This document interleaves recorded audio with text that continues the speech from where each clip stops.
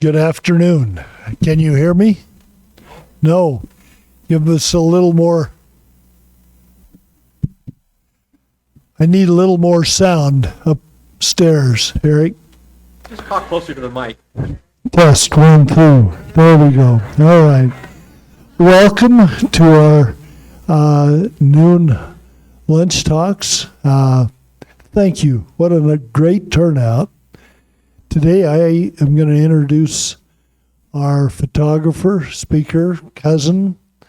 I've watched him grow up since he was a youngster. One of my first memories was with his sister hand in hand running away from home. And I was operating a road grader, putting the driveway in the parking area for Steck's down off of 17th Street. And here come these two little rascals with one suitcase between them. And I stopped the patrol and got off, and I says, "Where are you going?" And, well, we're running away from home. And I said, "Well, they're a block away. That's not bad." Anyway, about that time, I saw this car come around the corner in a big hurry, and Mother is on the way. And so we visited, and she loaded him in the car and took him home. But I don't know what happened. I didn't get the whole story. But Mack has been not only a relative, but a friend for years growing up. And his dad and mother were friends. Mack's dad helped my father start the Cody Times and did all the artwork for it.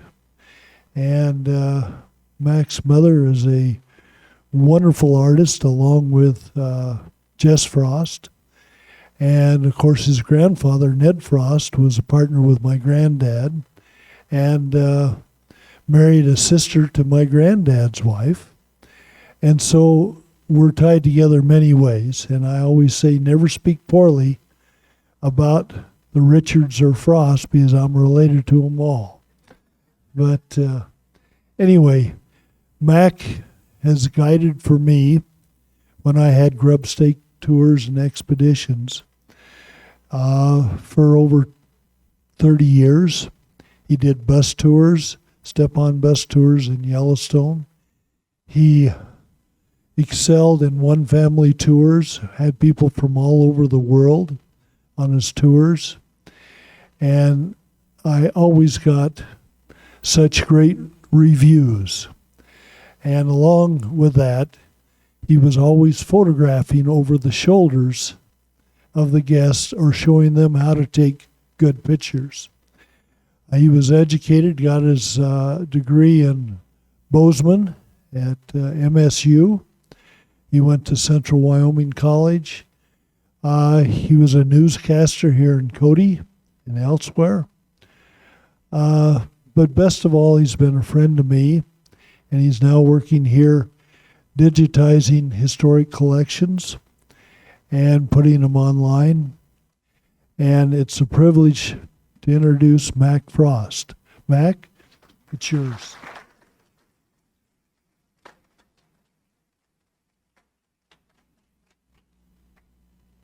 Well, I could probably tell a few tales about Bob, too, but that would take up too much time. So we will dispense with that. I'd like to thank everybody for coming today. This is a really great crowd, and I see a lot of friends and acquaintances out there and a few cousins scattered about as well. So this is pretty nice. Give me just a moment here while I get things settled. You know, there's not enough room here to use a mouse. I understand we're going to get a new lectern one of these days. And okay, I have a little video to show you first, largely because I've already got it made and it's got a lot of my better pictures on it. So bear with me and just sit back and enjoy.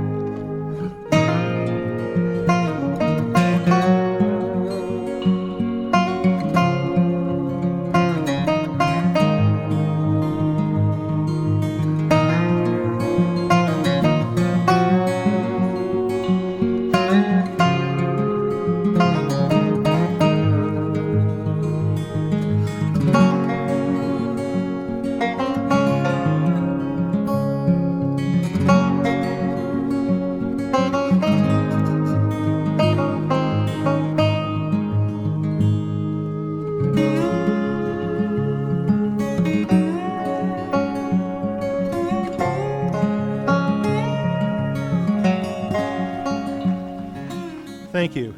I put that together a number of years ago as one of the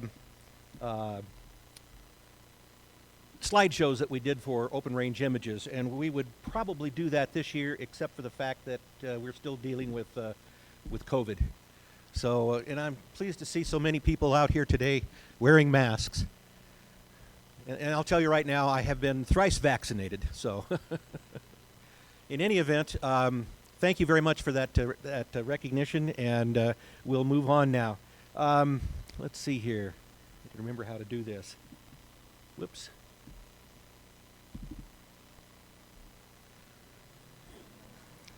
We have alluded to this, the fact that we are cousins, and we ran around together in Yellowstone National Park. This, as you can see, was taken at Sylvan Lake, and it was back in my more fuller days. In any event, Bob and I had a great time together, and I miss it in a way, but in a way I don't miss it. It was a lot of stress squiring the people around the park, doing a running commentary all the time that you're driving and driving in the park. There's a lot of stress, so what can I say? Let's see here. There we go. This is my grandfather, Ned Frost. He arrived here in the Cody area in 1885 as a 4-year-old boy, and the rest, as they say, is history. He started off in as a hunting guide, and later got into, well, I suppose actually he actually became a photographer first, and then he got into hunting. In the old days, my great-grandfather Malin and his older brother Jesse started a stage stop south of town called the Halfway House. It was on the Red Lodge to Lander stage line. And one of the first guests that came out was this Frenchman who wanted to take pictures of lots of game in the area, especially the elk and whatnot. So Malin said, Ned, you're his assistant. You go out and help him. Well, this is back in the days of wet plate photography. You had to take out a dark tent, set everything up, get everything all ready to go into the dark tent, mix up your chemistry, coat the emulsion onto a glass plate, and while it was still wet, take it out and expose it. And then carry it back into the dark tent and develop it on site. This is what William Henry Jackson did when he took all those fabulous pictures in the 1871 Hayden expedition. And then later on, after they were all done with the taking pictures of the wildlife and whatnot, the Frenchman said, all I really need to take home with me are these glass plate negatives. You've been such a good help. You may have, as a tip, all the rest of the glass plates and chemistry and the camera. And from that day forward, my grandfather was a photographer. It wasn't too long after that, thank God, that they came up with the dry plate method. And you still had to mix up your own chemistry or emulsion and coat it onto the glass plate, but you could allow it to dry, and you could carry it around in a dark box and use it, expose it, and then take it back to your dark room and develop it at your leisure. This is the process by which Charles Belden took the vast majority of his pictures. So this was the old ranch house. The bearded gentleman on the left there is my great-grandfather Malin. That's his wife, Nancy Ward Frost. My grandfather is in the hat over here on the right, and he has his hand on the shoulder of his nephew, Jack Frost. Yes, there really is a Jack Frost. And there was precedent in my family to have named me Jack, but my folks weren't that sadistic, so they named me Maxwell after my mother's maiden name. And Jack was the oldest son of Malin's oldest brother, Jesse, my great-uncle Jesse Frost, for whom my father was named. Finally, they got around to inventing roll film photography, and my grandfather was never more happy than that when he was able to take a small and more compact camera with him. Here he is with his hunting partner and brother-in-law, Fred Richard. And if you'll look closely, they're up on what's called Eleanor Creek, which is on the other side it's on the Grable River side of Carter Mountain. This is Carter Mountain back here in the background. And if you look very carefully down here in the corner, just what I need. I keep telling everybody to turn their their sound off, but I forgot to do it myself. Down here in the corner, we have Ned. There's a little string right there. He is actuating the shutter of the camera. This is a 1904 selfie.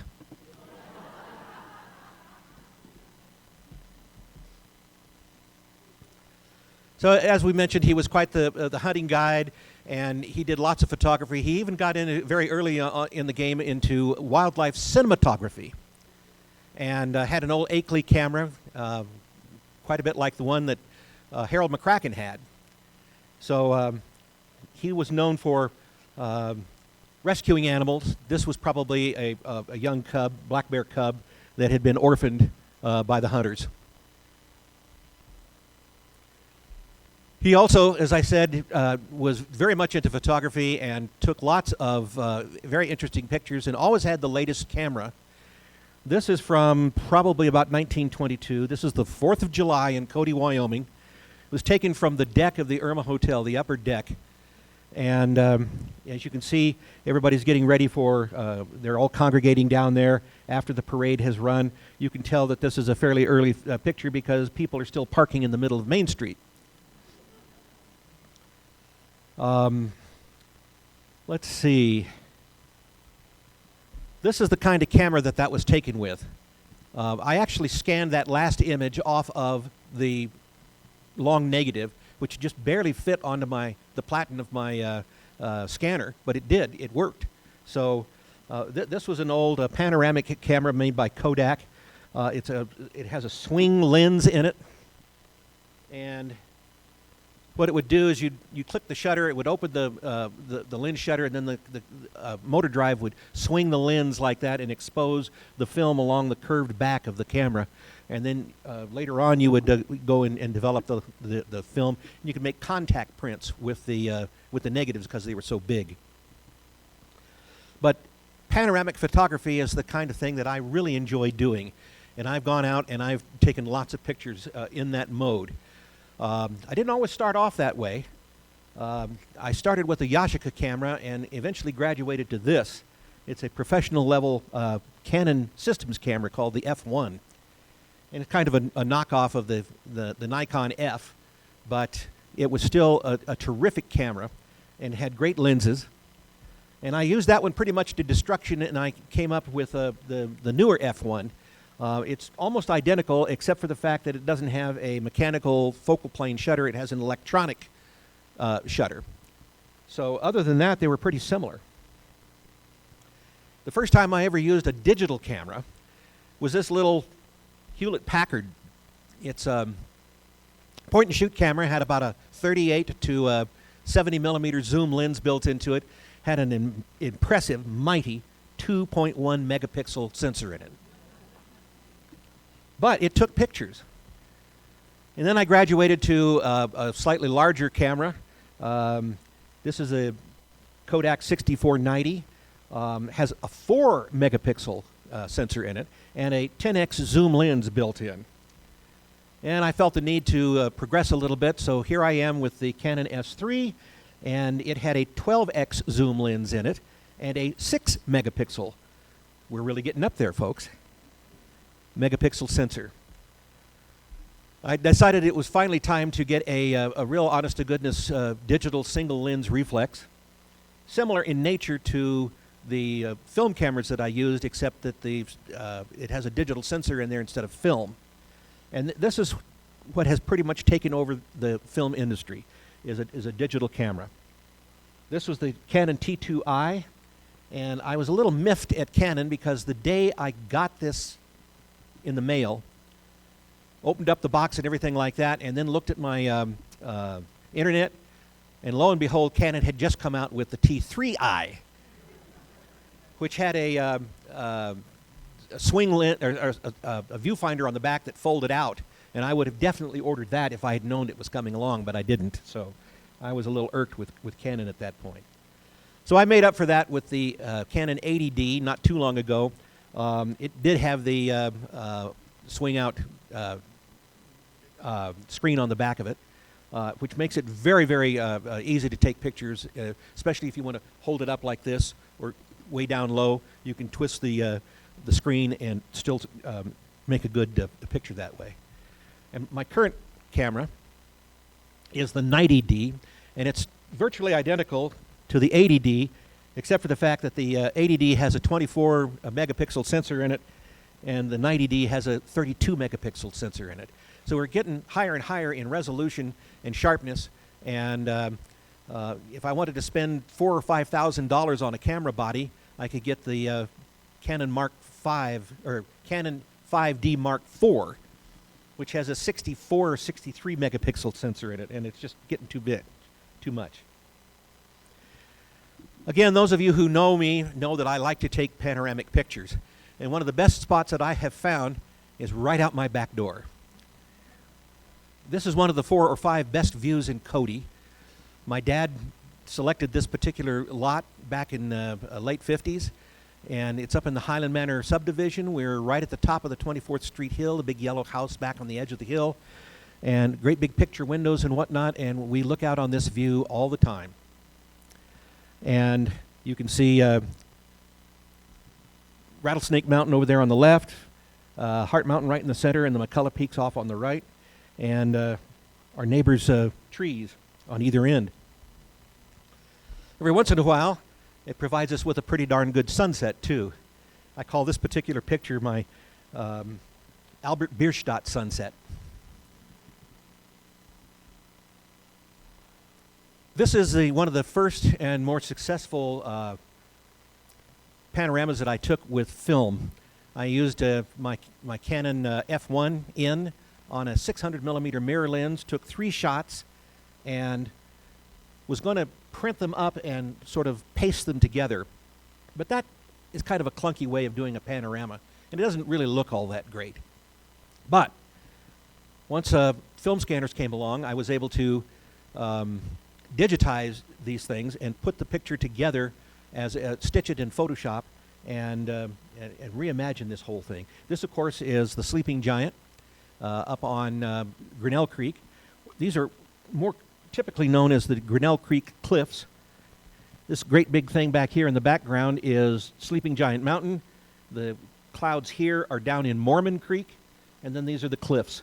And I have always felt that the Sleeping Giant looks like a sleeping cat. He's got his feet off this way. Here's his ears, the hump of his back. Here's his tail, and Sleeping Giant Mountain. Some people have often thought that this is the head of the giant. Here's his nose. Here's his mouth open as he's snoring, his big pot belly, and his feet down on the bottom. So take your pick. I prefer the cat myself. Another shot that was taken using film, this time this is color negative film, and was able to very easily scan that using a Nikon CoolScan scanner, which is specifically designed to scan film, either negatives or slides. And it was taken from up on top of the McCullough Peaks at the big antenna farm up there. And it shows pretty much all of the Cody area. Let's see if I can get this to zoom in. Guess not. In any event, Cody's right down here. Rattlesnake. Here's Red Butte. This is Trout Peak. Patahara Peak, Patahara Mountain, Hart Mountain. Way off over the top of Bald Ridge, you can see Pilot and Index. This is the big pointy McCullough Peak. It's quite a view from up there. That big pointy peak is not the highest point in the McCullough Peaks. That's where the all the antennas are. That's the high spot. Finally, we get to an actual digital image. This was taken with that little Hewlett-Packard point and shoot camera, and it's interesting in the fact that it was a lot of fun to do. It was the very first time that I have ever actually tried to take a digital panorama. But for those of you who have ever been out on Artist Point, you'll know that right about here, there's a big old tree that's growing there. And I said, well, that's going to interfere with this sweeping panorama that I have in mind. So what I did is I took the first half of the picture over here, and then I moved the camera over to the other side of the tree and kept on shooting. And I could do that because across the river, there wasn't very much difference in the change of viewpoint from one side of that tree to the other, the parallax, as it were. And so the pictures meshed up perfectly, and we've got this fabulous shot of the 180-degree field of view of the Grand Canyon of the Yellowstone. Then later on with that 6490, I took this shot of the Oxbow Bend of the Snake River with Mount Moran in the background and all the trees in fall color. I've taken this picture many times. Just about every time I go over to the Jackson Hole country, I am incapable of going past this spot without taking a picture. This is one of the most photographed spots in the United States. You used to see it in every car commercial that came along, especially the high-end cars like Cadillac. With that same 6490 camera, I climbed up on the ridge line just to the south of the Olive Glen Golf Course. I saw this sunset coming along, and I prepared for it. I got up there early enough, got my camera all set up, my tripod, had everything all set and ready to go, and in the space of about 2 minutes, this sunset occurred. I call this my all-sky sunset, and it sweeps from the top of the Meeteetse Rim over here all the way over to the Pryor Mountains in the northeast. It's about a 210-degree field of view, and one of our typical lenticular cloud sunsets, and just very, very pretty, and it was a lot of fun. I swept this panorama twice. This was the first one. The second one, the sunset was already starting to fade. It didn't last very long, which is typical of pictures that time. This was taken at about the end of January. 2010, I think. One of my more popular saleable photos.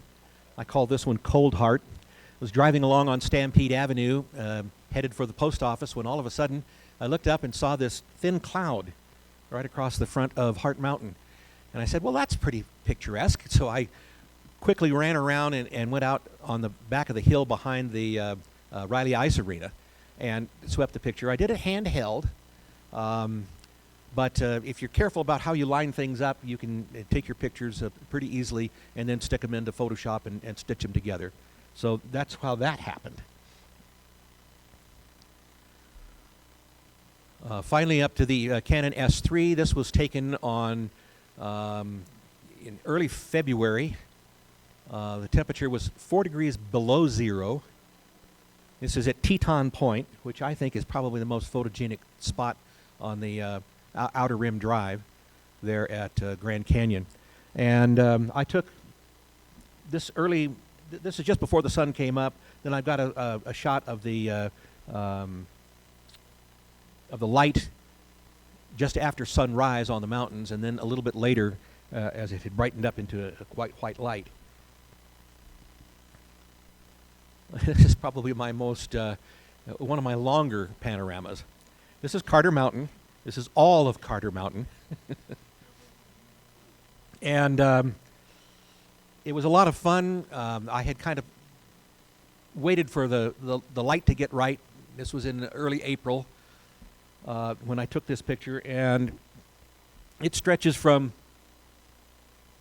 the eastern end of Carter Mountain all the way over to Castle Rock, which is right here. And I thought, wow, this is pretty nice, and I'll bet I could get a great picture if the weather holds. I'm going to go up here on this hill right here.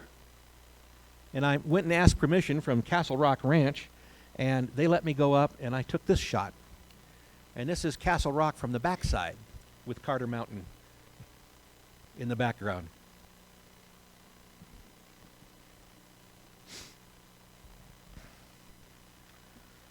This was a fun picture. It had been a very lucrative day photographically. I started out on Tatman Mountain out in the middle of the Bighorn Basin and out to the southeast of Meeteetse. It's, for all practical intents and purposes, the middle of the basin. It's the high spot in the basin, and it gives you a great field of view. We'll get into that here a little bit later on. But this particular picture came after I had not only been on Tapman Mountain, but then I drove up on top of the McCullough Peaks and took a number of great pictures up there. And then I went up to Bald Ridge and took pictures from the top of Bald Ridge, but on the way up, I got this picture of what I call Red Hill. It's at the bottom of the switchbacks there on the Chief Joseph Scenic Highway. That particular June day was achingly green, as you can tell from this photograph. I have been known to take a few landscapes, but I don't let the animals pass me by, especially when they present themselves as neatly as this small herd of bison did. This is Fountain Flats in Yellowstone National Park. I was with some other photographers, and I hopped out of the car and ran around the side of it, and using my Canon T2i, had a nice 70 to 200 millimeter zoom lens on it, and I just stepped up and swept the picture left to right, holding it like this, click, click, click, click, click. There's about 11 or 12 pictures in this particular panorama, and then they're all stitched together, and it turns out real nice. I have probably sold more of this particular picture than all the rest of my panoramas.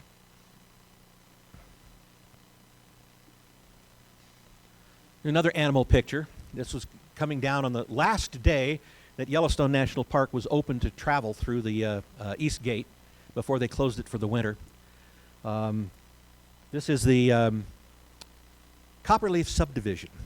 It's actually the front 40 acres of the old Frost and Richard Ranch. And this was the view that we had, and I've managed to catch this picture a couple of times. There's actually more than 100 elk in this picture, but that's what I call the thing, is 100 elk.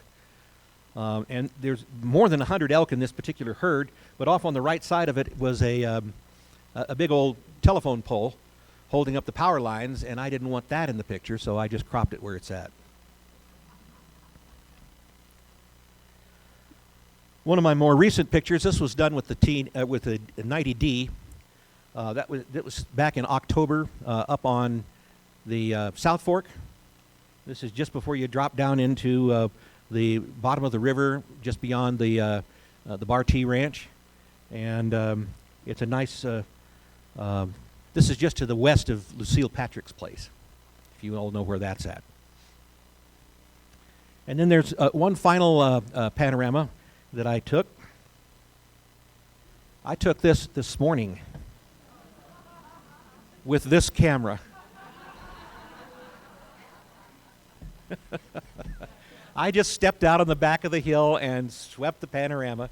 There's a panorama mode built into most cell phones nowadays, and it's remarkable how some of the the high-end cameras, cell phones that they sell nowadays, they take really great pictures, and it doesn't make any difference whether you're using an iPhone or a Samsung or a Sony or whatever. If you've got if it's got a good lens in it, then it's going to take good pictures. So, okay, I'm done with this batch.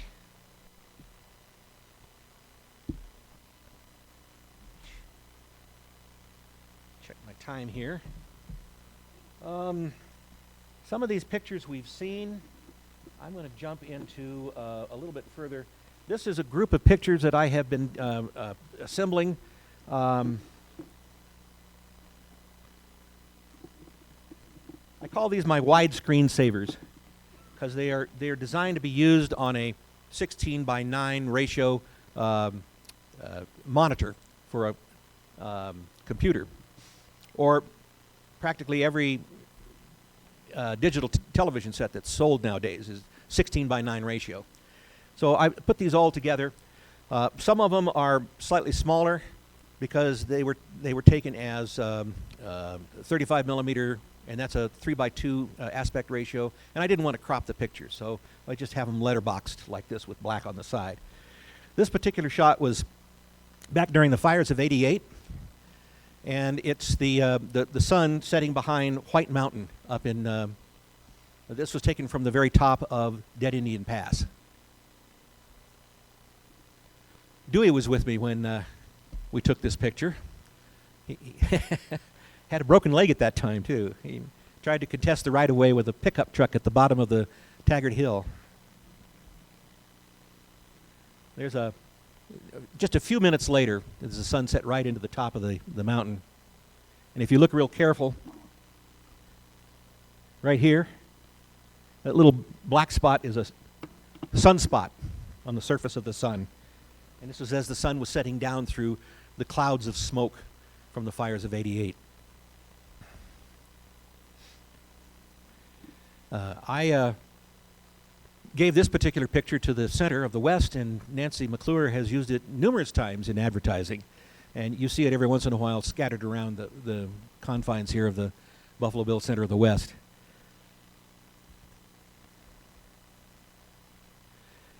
Out in the garden when the statue of Sacagawea was in a different location.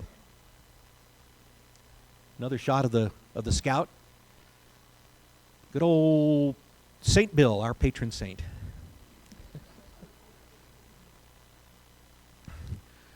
These are the volcanic spires that are up in front of Black Mountain, just to the west of Trout Creek. It's up above the Broken H Ranch, where the little post office is now on the North Fork.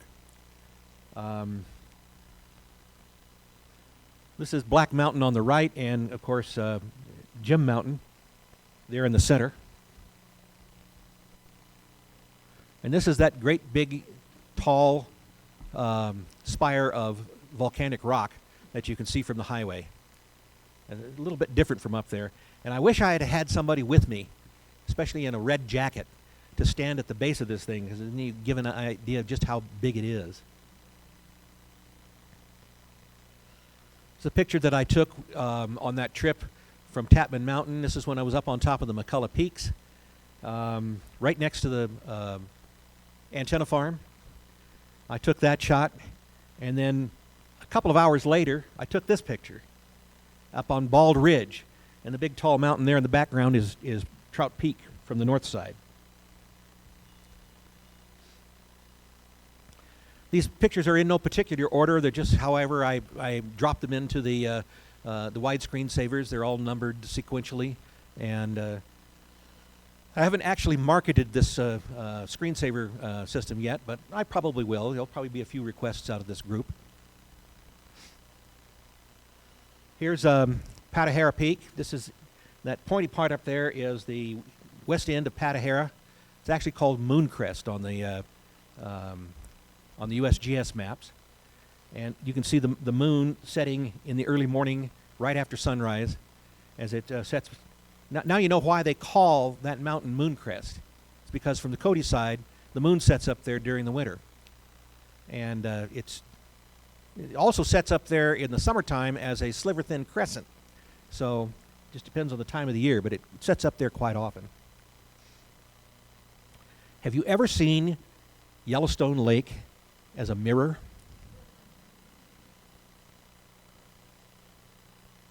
This is at Steamboat Point, looking south back at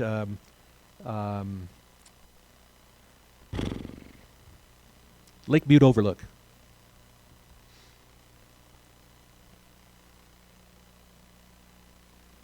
Just a calm lake. You'd never know that it can raise 4-foot waves, when the wind blows. This is one of my more planned pictures that I took, and I've sold a lot of this one too. I call this one the Horse's Head Moon, or Horse's Head Eclipse.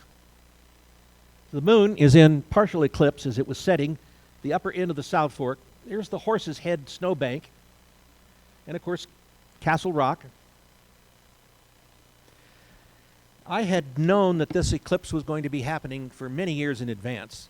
I have a book. It's called A Canon of Lunar Eclipses. I have one for solar eclipses too. You can also look this stuff up online. It's very easy to do. The guy who wrote the books, Fred Espenack, has his own web page.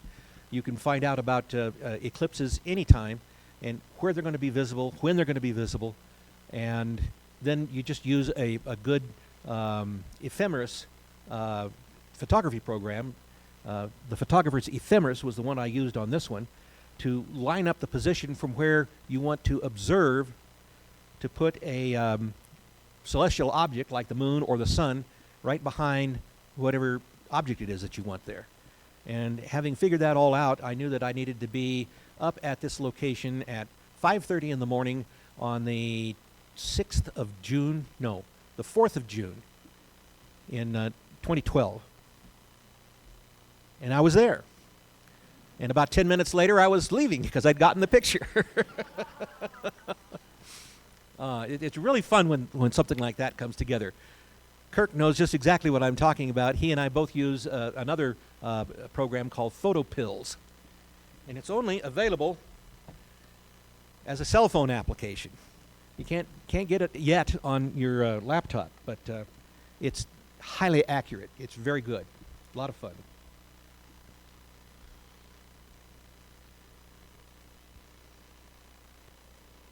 This is a shot of the clouds and everything over the Beartooth Mountains. This is not too far from the border with Wyoming and Montana on the Belfry Highway. Here's another one of those lenticular sunsets.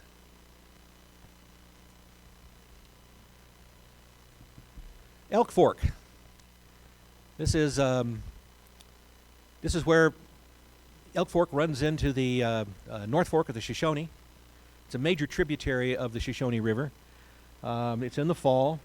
I walked out on the bridge to take this picture. As you can probably tell from seeing the water run underneath me there. But from the bridge, it's the only place on the entire road where you can see the formation known as Four Men on a Bobsled up here on the... And I've got a picture later on in this presentation that'll show you that a little bit closer. The chief, or the pinnacle, or the sleeping Indian, whatever you want to call it, that's what this great big pinnacle of rock is up on the western end of Carter Mountain as you go up on the upper South Fork. Find the U.S. flag in this picture. This is the top of Flag Peak. And if you look way over here, this is the last time that I know of that they actually put the flag up there on the peak. This was during the gun barrel fire. And I went way up on Green Creek and looked back over all these ridges and whatnot. This is Monument Mountain.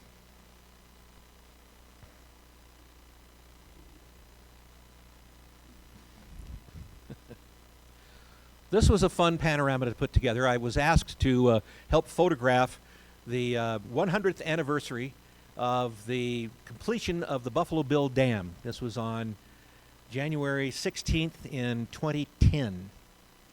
And you may have seen some articles on Facebook here recently. We just passed that anniversary again here just a few days ago. Let's see here. This was fun because I actually took 4 rows of pictures. There's one down on the bottom that has the lake, then there's the one that has the dam, and then there's one up above that has all the cliffs and the sky and whatnot. This entire area was in shadow from Cedar Mountain. And I knew that because of that, I could take these pictures a few minutes, or as it turned out, about an hour apart. I'd taken these pictures down here an hour before the crowd gathered on the view stand there.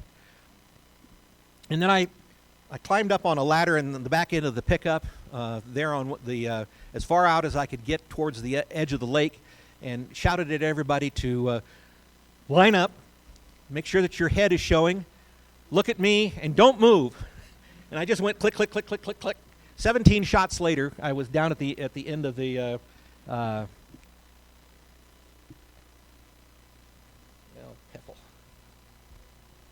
There we go.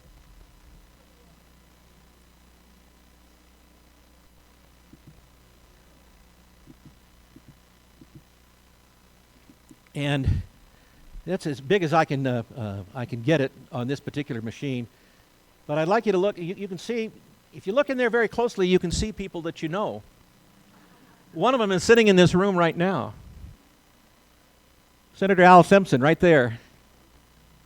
And there's his son-in-law, John Gallagher, holding his daughter. So this was a lot of fun, and we printed up a great big poster, mural-sized poster of this picture, and it's hanging in the visitor center there at the Buffalo Bill Dam. I have to reduce this in size.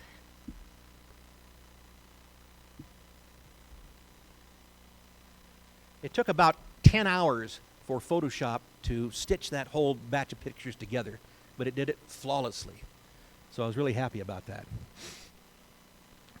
This is a picture taken from up on top of the McCullough Peaks. This is the Bureau of Reclamation, I'm sorry, the BLM road that goes across the top of the McCulloughs. It's a perfectly serviceable dirt road. You can drive up there in your family car. And it gives you a rather commanding view of Cody, the northern end of the Bighorn Basin over to Powell and the Pryor Mountains. And then if you look back across the top of the Big McCullough, you can see across the top of Bald Ridge, there's Pilot and Index again. And we're going to get a shot of those here again in just a few moments. I'll try and speed this up because we're getting along here on hours. Is everybody okay? All right. This is Cody Peak up above Pahaska Teepee. This is inside Yellowstone National Park. They when they were first starting to bring people up there to Pahaska Teepee, they asked Buffalo Bill, well, what's the name of that mountain? He says, well, it doesn't have a name. And they said, well, it does now. It's Cody Peak. And it stuck. If you ever have the chance to go over to Idaho, drive the, this is Idaho 33, if I remember correctly. This is runs from Ashton, Idaho, over to Teutonia, and then on to Driggs and Victor. This is one of the most scenic roads in the state of Idaho, I think. It's just absolutely fabulous. You've got all these wheat fields and potato fields, and these views of the what I like to call the backside of the Tetons, but it's not, of course. It's the name. It's the side of the mountains from which the Tetons were named, because they were named by the French trappers that used to gather in Pierre's Hole there on the Idaho side of the mountain during their rendezvous. And they looked up at those mountains, and of course they were sexually starved Frenchmen. And they said, ah, les trois Tetons, which literally translated is the three breasts. So that's how the Tetons got their name. More typical view. And I think the people who own this ranch park these horses out there just for the scenic quality, because you never see them being ridden. They're just out there eating grass and posing for the photographers. Like I said, moon sets up there all the time. And this is a photograph that was taken with my, let's see, I guess it doesn't really make any difference. It was with a long lens, and it was taken from my backyard. This was right after the moon had gone through a total lunar eclipse. And it was a mighty fine night, let me tell you. Another shot that from a place that I like to go to. This is just past the bottom of the Andy Martin Hill, and looking up the South Fork, and past Castle Rock, and you can see the Horse's Head snowbank up there on the side of Scoria Creek, which runs into Ishwa Creek, which runs into the South Fork of the Shoshone. A little bit closer picture of it. And every year, as the wind and the sunlight melt out the snowbank, the Horse's Head appears. And when the reins are cut or the throat is slit on the horse, that's traditionally the end of high water on the South Fork, and that's typically around the time that the old-timers say that you can finally get over the passes into the backcountry, into the thoroughfare. You'll go up there before that, and you're screwed. Or you're going to have to dig out a lot of snow going over Deer Creek Pass. That's all I got to say. What time is the Horse's Head visible? It usually comes out in sometime in May, and is usually visible like that until the middle of June, and then it starts to deteriorate pretty fast after that. Willow Flats with the Tetons in the background. Here's a wider angle view of the whole thing. Yeah, I went over a couple of years ago and spent 2 whole days just wandering around in Jackson Hole, taking nothing but scenics and fall foliage shots. It was a lot of fun. Got kind of monotonous after a while because there's so much beauty to be seen over there. So here's that scene again. This is done with more modern equipment. Reflection shot of Mount Moran.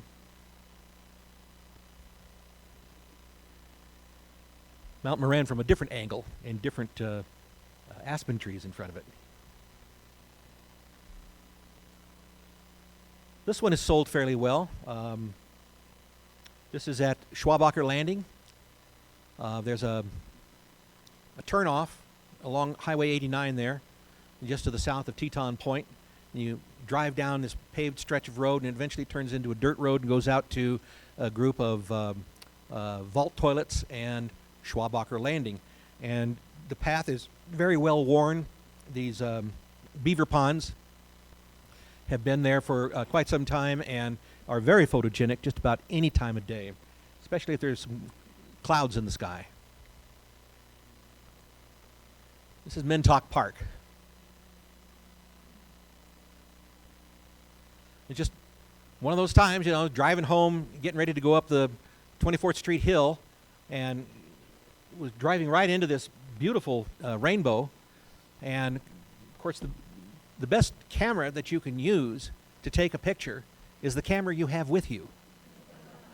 So it doesn't make any difference what camera you're using. As long as it'll take a decent picture, you're going to get a good photograph. So always carry a camera with you. If nothing else, use your cell phone. This was the Quit Fire a few years ago when it burned up over the top of Sheep Mountain and down onto the South Fork. And you could see Castle Rock in the off there in the distance underneath all the clouds of smoke. That was a lot of fun. Top Notch Mountain up above Sylvan Lake. Typical with its winter cover. This is a nice shot. It was actually taken as a color shot, again with that little Canon S3. And I just walked out on the berm of rocks and granite and everything at this one turnout. And this was in May, and shooting into the sun. It was almost a monochromic photograph to begin with. There was very little color in this picture. So I thought, well, what the heck, let's just drop all the color out and turn it into a black and white. Another example of F8 and B there. That means, be ready to take the picture when it happens. I was driving back from Billings one evening after a doctor's appointment and was watching the full moon ever since I came up above the Clark's Fork of the Yellowstone there at the hill south of Belfry, just to the south of the cemetery. And I looked over my shoulder, and there was the full moon rising, and I just kept watching it. And as I drove along, I thought, wow, the moon's going to line up with the pimple on the chin of Hart Mountain if I drive carefully enough. So I did, and I just positioned myself, and lo and behold, there it was. So I got the shot. Again, Sylvan Lake. This was during a late, let's see, I guess it was in October. It was a snowstorm. It was sleeting and raining, and I could tell that it wasn't going to be much use to go further into the park. So I just stopped and took a few pictures here, and this turned out to be a fairly photogenic experience. And then you drove down to the bottom of Sylvan Pass, and it wasn't snowing or sleeting anymore.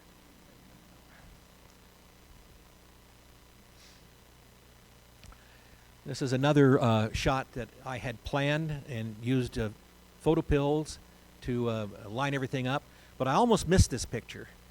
My truck conked out on me, and I had to borrow my sister's car, and it had snowed the night before, And there was about 4 inches of heavy snow on the highway, the road running out to this. This is on lane 20, out on the east side of Hart Mountain. And I arrived just moments before this picture happened. I very quickly set up my tripod, got my camera out, put the big telephoto lens on, slapped it on the tripod, focused the image, and took the picture. Boom. And then it started to set down and roll down the backside of Hart Mountain. I got a number of shots off of that, but that was the very first one. And again, that is the moon in total eclipse. Just getting ready to come out of totality, but it's still totally eclipsed there. Love those lenticular slides. There we go, lenticular clouds. Taken from the big straightaway on Chapman Bench on the north side of Hart Mountain. This is not too far from where I took that other picture of the moon in Hart Mountain, but with a sliver-thin crescent. And I took a number of shots, but I thought that this one said it all. It looked better with the moon partially blocked by the mountain than just floating free above it. It lent a little bit of extra oomph to the picture.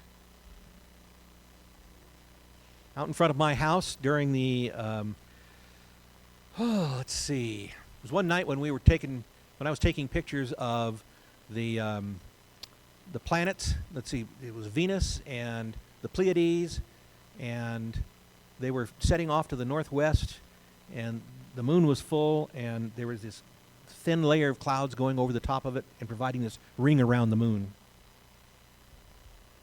Here's that picture of Venus up in the upper center, the Pleiades star cluster setting over the top of Hatteharan Mooncrest. And the ground below has been illuminated by the full moon.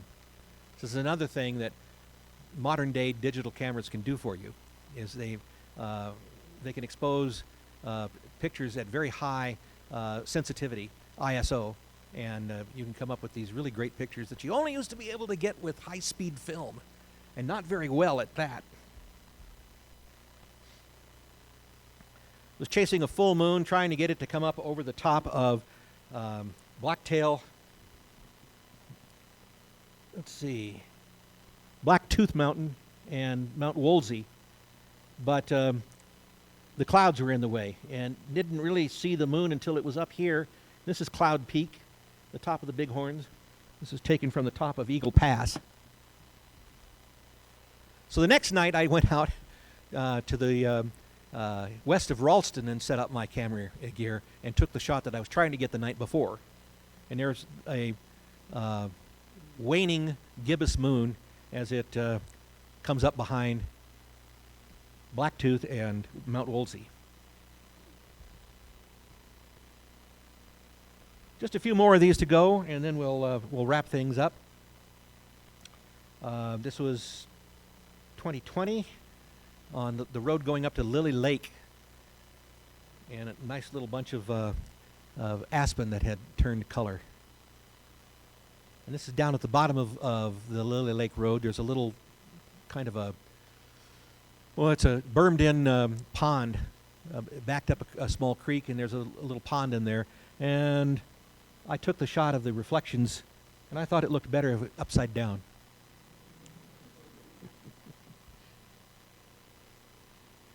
This is in Yellowstone National Park in the Lamar Valley. This is right next to the Buffalo Ranch. That is Rose Creek there at the bottom of the picture, and the corrals that held the buffalo when they were raising the buffalo there in the ranch back in the turn of the century, the 1900s. A big old stand of wind-blown aspen trees up on the side of U.S. Highway 212, going up towards the top of the Beartooth Mountains. This is on the upper Clark's Fork, that pluton of granite out there in the background, and a nice grove of aspen and cottonwood in fall color. Again, a picture from a slightly different angle of the pinnacle, or the chief, as I like to call it.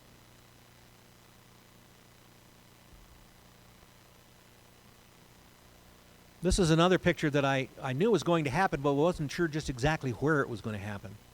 I drove up the North Fork, and the further I got up, I realized that, let's pull off the side of the road here right in front of Bill Cody's Ranch Rest and the old Name It Creek Lodge, and just waited for the moon to drop down into the shot there. That's the old woman in her cabin up above the Holy City.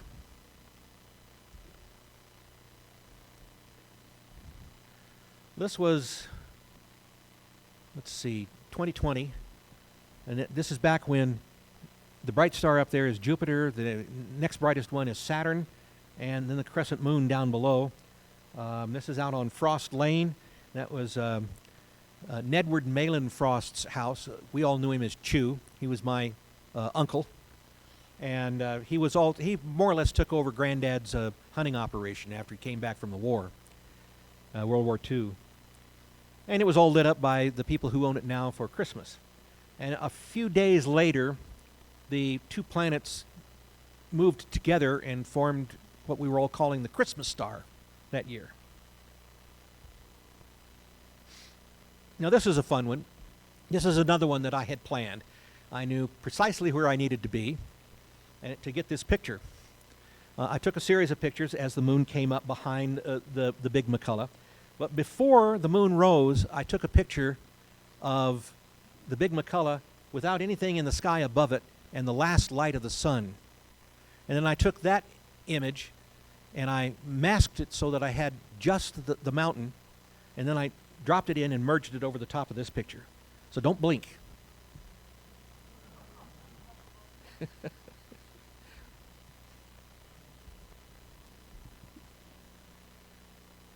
Photographs do not lie, but the photographer do.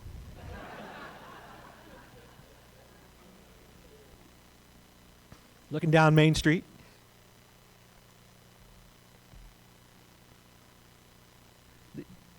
These two pictures, that last one and this one, were taken at the same time. I just shot down the street, and then you can see the construction that was going on down there at the other end of Main Street at the time. And I actually took this picture and I flipped it 180 degrees because I wanted to present the flag, both flags, like you would normally see them in the proper way, but this is actually backwards.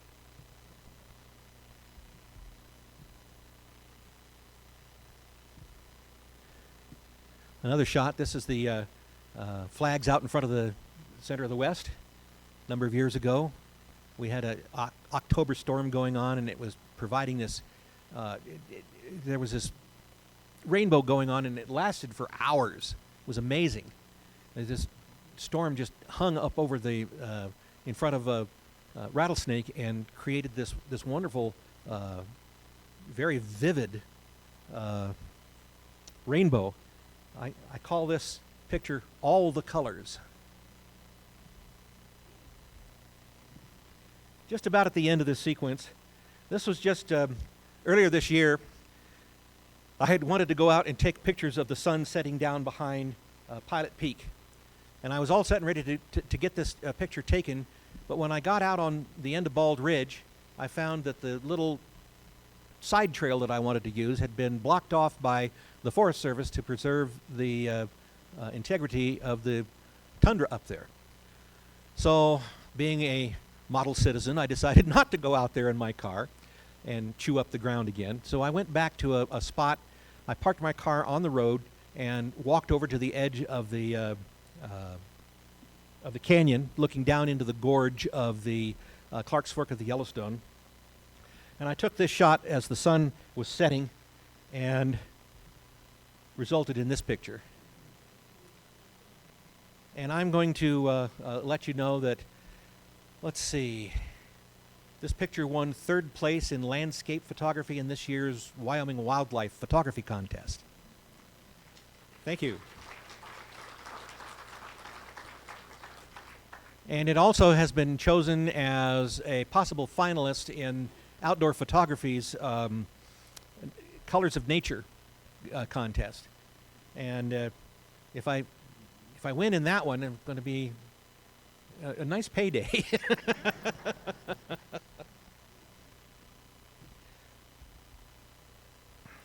This was the next night. I was trying to duplicate the picture to get the sun setting down behind Pilot and Index, and it would have worked, but I was a day late. It didn't set behind it, it set on the side of it. And so if I had been up there on the night that I took that last picture, I would have gotten the shot that I was after. But, oh well. There's always next year, if there's a, if there's a fire. So here's my second attempt at the picture of Elk Fork in the fall. And this time, instead of having an overcast day, we had a nice, bright, sunny, almost cloudless day. And you can again see up there on the side of the ridge the 4 men on a bobsled. And then earlier in my travels, I took a closer picture of it. And again, as you're going up the North Fork, heading towards Yellowstone, as you go across the bridge, look up there on the side of the hill. It's the only place you can see it, unless you drive into the Elk Fork campground. You can see it from there, too. Another one of these fabulous lenticular sunsets taken from right behind my house. This is the same sunset just a few minutes later. Some of you may actually recognize that particular picture as my Christmas card this year. And this was back in the early part of December, when we had a number of lenticular sunsets that were just really pretty fantastic. So, let's see here. I'm going to wrap things up with another little video. I hope you'll forgive me for running over just a little bit. I have always been fascinated not only with clouds, but with the moon. I really enjoy taking pictures of the moon setting or in some kind of spectacular situation. So I put together a little video which I call Light of the Moon. And it's pictures of the moon in various phases, as well as landscapes illuminated by the moon.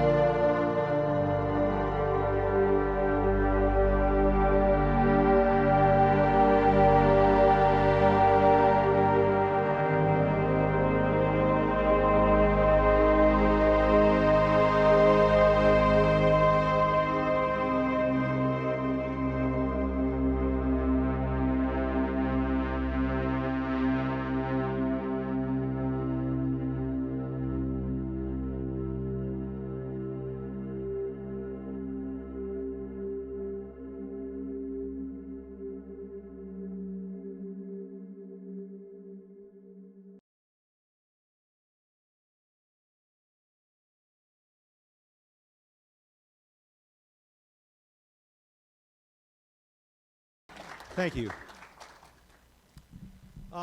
That's pretty much the end of my presentation. I'll be happy to answer any questions. Let me turn the lights on here.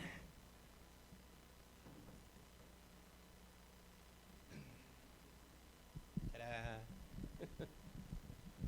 So Bob and I will be happy to answer any questions if you have any. I think it's a great tour. Great photography. Mack, thank you. Thank you. Appreciate it.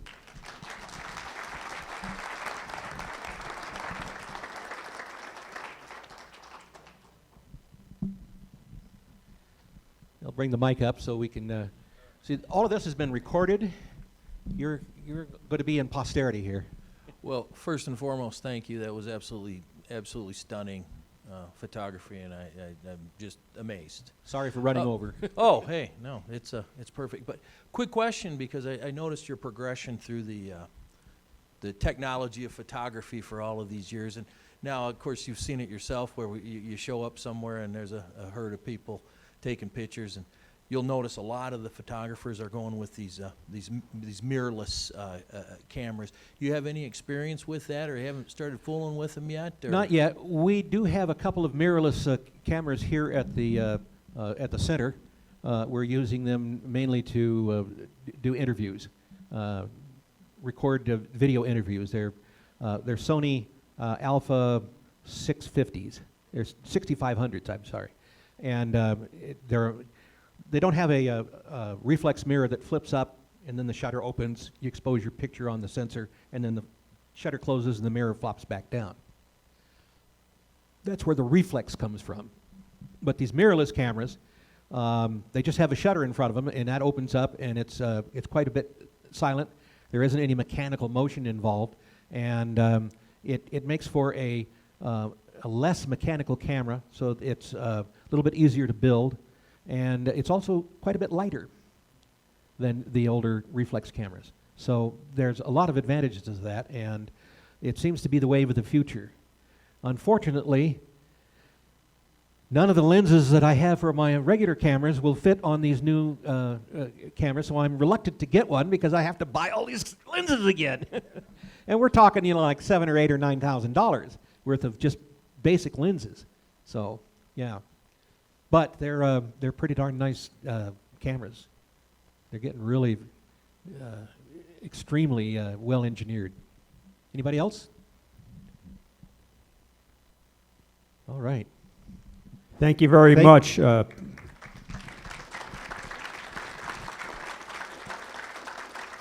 Please join us upstairs in the bookstore. Bob Richard will be signing books. We'll see you up there. Thanks very much for coming.